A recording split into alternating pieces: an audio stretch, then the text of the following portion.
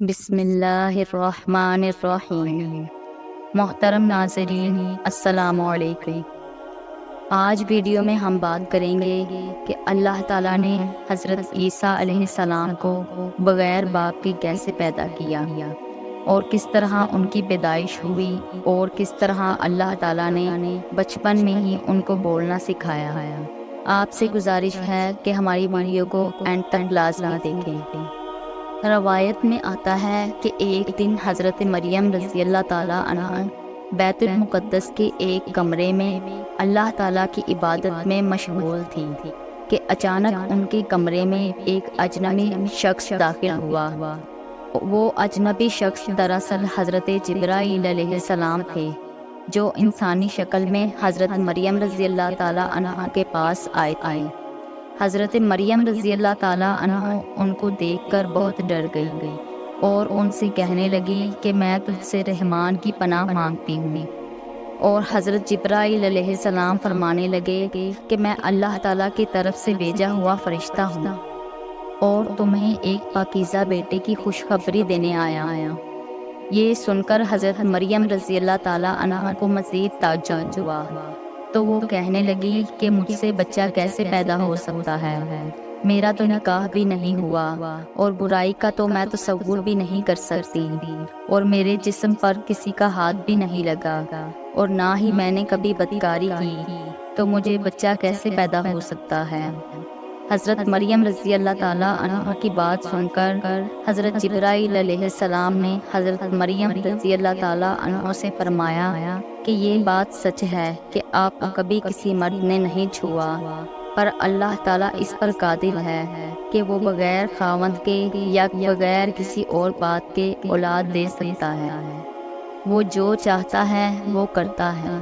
بے شک وہ اس بچے کو اور اس واقعے کو اپنے بندوں کے لیے پاکیزگی کا سبب بنا دے گا۔ اس بچے کا بغیر باپ کے پیدا ہونا اللہ تعالیٰ کی قدرت کی ایک بہت بڑی نشانی ہوگی، تاکہ لوگ یہ جان لیں کہ اللہ تعالیٰ ہر چیز کو پیدا کرنے پر قادر ہے اور وہ جو چاہتا ہے وہ پیدا کرتا ہے۔ جس طرح اللہ تعالیٰ نے حضرت آدم علیہ السلام کو بغیر کسی عورت کے اور بغیر کسی مرد کے پیدا کیا، اور حضرت اماں حوا کو رضی اللہ تعالیٰ عنہ کو صرف مرد سے بغیر عورت کے پیدا کیا، اور باقی تمام انسانوں کو مرد اور عورت سے پیدا کیا، اور اب اس بچے کو یعنی حضرت عیسیٰ علیہ السلام کو اللہ تعالیٰ بغیر مرد کے صرف عورت سے پیدا کرے گا، اور یہ اللہ تعالیٰ کی قدرت کی جلوہ گری ہوگی۔ اور اس کے بعد حضرت جبرائیل علیہ السلام نے کچھ پڑھ کر حضرت مریم رضی اللہ تعالیٰ عنہ پر پھونک ماری اور ان کو حمل ٹھہر گیا۔ جیسے جیسے بچے کی پیدائش کا وقت قریب آتا گیا، ویسے ہی حضرت مریم رضی اللہ تعالیٰ عنہ کی پریشانی میں اضافہ ہوتا گیا۔ وہ اس بات کو لے کر پریشان رہنے لگی کہ میں کس طرح اپنی قوم کو سمجھاؤں گی اور میں کس طرح لوگوں کا سامنا کروں گی۔ لوگ تو مجھے بے زنا کی تہمت لگائیں گے۔ لوگوں کے الزامات اور تہمت کی وجہ سے حضرت مریم رضی اللہ تعالیٰ عنہ بیت المقدس سے تقریباً 9 کلومیٹر دور جنگل میں ایک پہاڑی کوہ سراقہ کی طرف چلی گئی۔ اسی جگہ کو بعد میں بیت الحم کہا جانے لگا۔ وہاں پر آپ کو درد ذیق کی تکلیف ہونے لگی، چنانچہ آپ ایک کھجور کے درخت کے نیچے ڈیک لگا کر بیٹھ گئی۔ درد ذیق کی تکلیف کے باوجود بھی آپ کو یہ فکر تھی کہ میں اپنے عزیز و اقارب کو کیسے سمجھاؤں گی، وہ لوگ مجھے بدکار سمجھیں گے اور طرح طرح کی تہمت لگائیں گے۔ آپ اسی سوچ میں مشغول تھی کہ حضرت عیسیٰ علیہ السلام کی ولادت ہو گئی، اور حضرت جبرائیل علیہ السلام نے وادی کے نیچے سے آواز دی، اے مریم علیہ السلام، پریشان نہ ہو، تمہارا پروردگار تمہارے ساتھ ہے، اور تمہارے رب نے تمہارے قدموں کے نیچے سے ایک چشمہ جاری کر دیا ہے، اور اس کھجور کے درخت کو ہلاؤ تو اللہ تعالیٰ آپ کے سامنے تر و تازہ کھجوریں گرا دے گا۔ آپ پریشان نہ ہو اور آپ یہ تر و تازہ کھجوریں کھائیں اور یہ چشمے کا ٹھنڈا پانی پئیں، اور اپنے بچے کو دیکھ کر اپنی آنکھوں کو ٹھنڈا کریں۔ اس طرح حضرت مریم رضی اللہ تعالیٰ عنہا کو 40 دن تک وہیں قیام کرنے کا حکم ملا، اور ان سے کہہ دیا گیا کہ تمہیں اگر کوئی انسان نظر آئے تو اشارے سے کہہ دینا کہ میں نے روزہ رکھا ہوا ہے اور میں آج کسی شخص سے بات نہیں کر سکتی۔ 40 دن بعد جب حضرت مریم رضی اللہ تعالیٰ عنہا اپنے بیٹے کو لے کر اپنے گھر تشریف لائیں تو بستی والوں نے دیکھا کہ آپ کی گود میں ایک بچہ ہے۔ اس بچے کو دیکھتے ہی بستی والوں نے شور مچانا شروع کر دیا اور آپ پر طرح طرح کی تہمتیں لگانے لگے، اور حضرت مریم رضی اللہ تعالیٰ عنہا سے کہنے لگے کہ تم نے یوسف سے زنا کیا ہے، نہ تیرا باپ ایسا تھا اور نہ ہی تیری ماں ایسی تھی۔ اسی دوران تمام بستی والے حضرت مریم رضی اللہ تعالیٰ عنہا کے قریب جمع ہو گئے اور آپ پر طرح طرح کی تہمتیں لگانے لگے اور آپ کو اذیتیں پہنچانے لگے، اور آپ کے خاندان والے کہنے لگے کہ مریم رضی اللہ تعالیٰ عنہا اور ان کے منگیتر یوسف کو زنا کے جرم میں سزا ملنی چاہیے۔ ان بستی والوں کی باتیں سن کر حضرت مریم رضی اللہ تعالیٰ عنہا نے بستی والوں سے کہا کہ میں نے کوئی زنا نہیں کیا اور نہ ہی میں نے کوئی بدکاری کی ہے۔ بستی والوں نے حضرت مریم رضی اللہ تعالیٰ عنہا سے کہا کہ تمہارے پاس کون سا ثبوت ہے اور کون تمہاری پاکیزگی کی گواہی دے گا؟ اس وقت حضرت مریم رضی اللہ تعالیٰ عنہا نے بچے کی طرف اشارہ کیا اور اللہ تعالیٰ کے حکم سے بچہ بول اٹھا کہ میں اللہ تعالیٰ کا بندہ ہوں اور اللہ تعالیٰ مجھے نبوت اور کتاب عطا فرمائے گا۔ اس کے بعد اس بچے نے کہا کہ اللہ تعالیٰ نے مجھے نماز اور زکوٰۃ کا پابند بنایا ہے، اور جب تک میں زندہ ہوں مجھے اپنی والدہ کا حق ادا کرنے والا بنایا ہے، اور مجھے سرکش اور بدبخت نہیں بنایا ہے، اور اللہ تعالیٰ کی سلامتی ہے مجھ پر جب میں پیدا ہوا اور جب میں مروں گا اور جب میں دوبارہ اٹھا کر زندہ کیا جاؤں گا۔ اس طرح اللہ تعالیٰ کا معجزہ دیکھ کر اور اس مولود بچے کی باتیں سن کر کچھ لوگ یقین کرنے لگے کہ حضرت مریم رضی اللہ تعالیٰ عنہا پاک دامن ہیں اور یہ بچہ اللہ تعالیٰ کا ایک معجزہ ہے، لیکن زیادہ تر لوگ حضرت مریم رضی اللہ تعالیٰ عنہا پر تہمت لگانے لگے۔ ان تمام تکلیفوں کے باوجود وقت یوں ہی گزرتا رہا، اور جب حضرت عیسیٰ علیہ السلام کی عمر 7 سال ہوئی تو یہودیوں نے ان کو بہت زیادہ تنگ کرنا شروع کر دیا اور بیت المقدس کے حالات بہت خراب ہو گئے، تو حضرت مریم رضی اللہ تعالیٰ عنہا اپنے بیٹے کو لے کر مصر کی طرف ہجرت کر گئی۔ آپ نے اپنے 13 سال مصر میں گزارے۔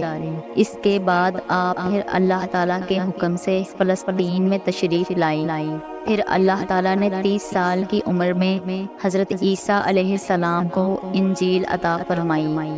اللہ تعالیٰ نے حضرت عیسیٰ علیہ السلام کو بے شمار معجزات سے نوازا تھا، جن میں سے قابل ذکر معجزات یہ ہیں کہ حضرت عیسیٰ علیہ السلام بغیر والد کے پیدا ہوئے اور ماں کی گود میں ہی گفتگو کرنا شروع کر دی، اور حضرت عیسیٰ علیہ السلام مٹی کا پرندہ بنا کر اس پر پھونک مارتے تو وہ اڑنے لگتا، اور حضرت عیسیٰ علیہ السلام پیدائشی نبینا کی آنکھوں پر ہاتھ پھیرتے تو اس کی نظر درست ہو جاتی، اور کوڑ اور جذام کے مریضوں کو ہاتھ لگاتے تو وہ بالکل ٹھیک ہو جاتے، اور جو کچھ بھی لوگ کھاتے یا پیتے یا گھروں میں چھوڑ کر آتے ان سب کا آپ کو علم ہوتا، آپ ان سب کو تفصیل سے بتا دیتے۔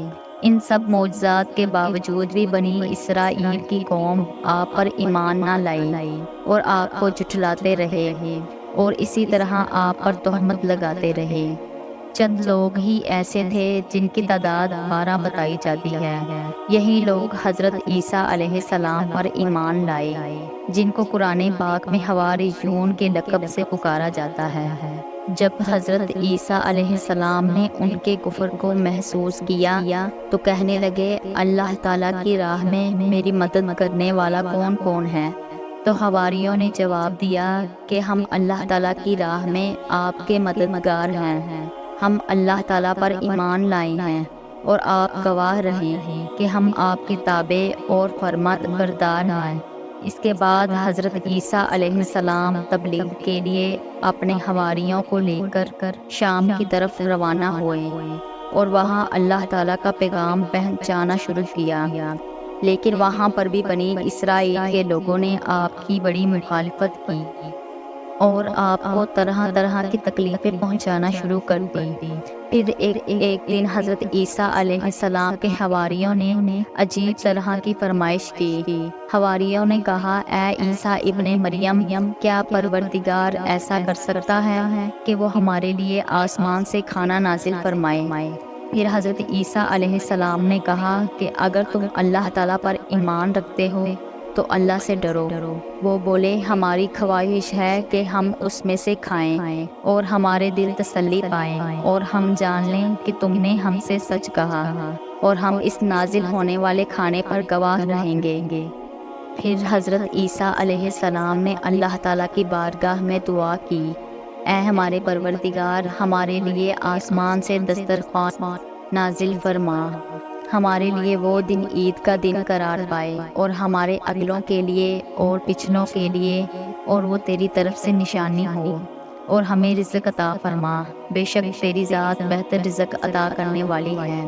تو اللہ تعالیٰ نے فرمایا، میں تم پر ضرور کھانا نازل فرماؤں گا، لیکن اس کے بعد جو تم میں سے کفر کرے گا اسے ایسا دردناک عذاب ملے گا کہ اہل عالم میں سے کسی کو ایسا عذاب نہ ملا ہوگا۔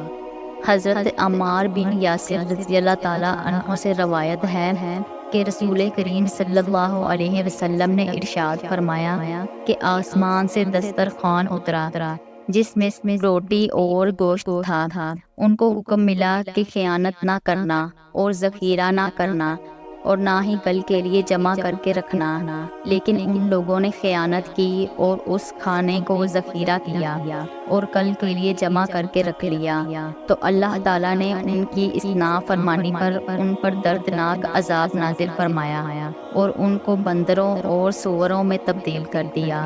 اس طرح حضرت عیسیٰ علیہ السلام کی قوم کے نافرمان لوگ اللہ تعالیٰ کے عذاب میں مبتلا ہوئے اور وہ بندر اور سور بنا دیے گئے۔ جب حضرت عیسیٰ علیہ السلام کی عمر مبارک 33 سال ہو گئی تو اس وقت تمام یہودی حضرت عیسیٰ علیہ السلام کے خلاف ہو گئے اور آپ کو سولی پر چڑھانے کا فیصلہ کر لیا۔ حضرت عیسیٰ علیہ السلام کے زمانے میں شام کا علاقہ رومیوں کے زیر نگرانی تھا، جہاں جو حکمران مقرر تھا وہ بھی کافر تھا۔ یہودیوں نے اس حکمران کو بھی حضرت عیسیٰ علیہ السلام کے خلاف کر دیا اور ان کو سولی پر چڑھانے کا حکم دیا۔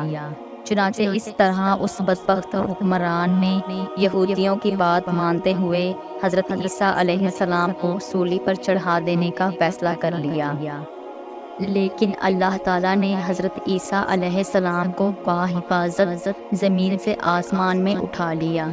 اس طرح اللہ تعالیٰ قرآن پاک میں فرماتا ہے، اور انہوں نے کہا کہ ہم نے حضرت عیسیٰ علیہ السلام کو سولی پر چڑھا دیا جو اللہ تعالیٰ کے پیغمبر تھے، حالانکہ انہوں نے نہ حضرت عیسیٰ علیہ السلام کو قتل کیا نہ سولی پر چڑھایا۔ جو لوگ ان کے بارے میں اختلاف کرتے ہیں وہ گمان میں پڑے ہوئے ہیں اور شک کے علاوہ ان کے پاس کوئی علم نہیں۔ اللہ تعالیٰ نے ان کو اپنی طرف اٹھا لیا۔ حضرت عیسیٰ علیہ السلام قرب قیامت میں رسول پاک صلی اللہ علیہ وسلم کے امتی بن کر زمین پر نازل ہوں گے۔ حضرت عیسیٰ علیہ السلام ہی وہ نبی ہیں جن کا سب سے زیادہ بار قرآن پاک میں ذکر آیا ہے، اور آپ ہی بنی اسرائیل کے آخری نبی تھے۔ حضرت عیسیٰ علیہ السلام نے ہی بنی اسرائیل والوں کو نبی اکرم صلی اللہ علیہ وسلم کی بشارت دی تھی۔ اس طرح حضرت عیسیٰ علیہ السلام کے زمین سے اٹھائے جانے کے بعد 600 سال تک کوئی نبی نہیں آیا، اور پھر پیارے آقا حضرت محمد صلی اللہ علیہ وسلم اس دنیا میں جلوہ گر ہوئے۔ حضرت محمد صلی اللہ علیہ وسلم آخری نبی ہیں اور آپ کے بعد کوئی نہیں آئے گا۔ آج کی ویڈیو میں بس اتنا ہی۔ مزید ویڈیوز دیکھنے کے لیے ہمارے چینل کو لائک، سبسکرائب اور شیئر ضرور کریں۔